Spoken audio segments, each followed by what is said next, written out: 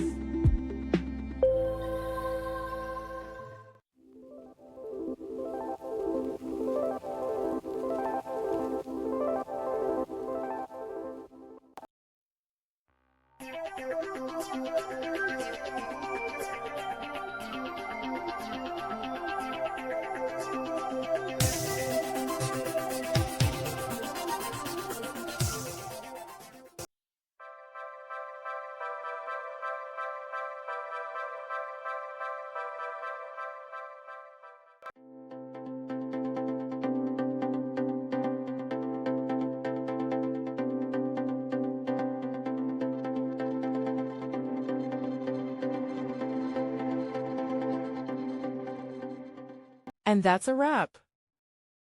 I hope you found the answer you were looking for. If you did, take a second to hit that subscribe button. It really helps out. And let me know in the comments which solution worked best for you. See you next time in the debug zone.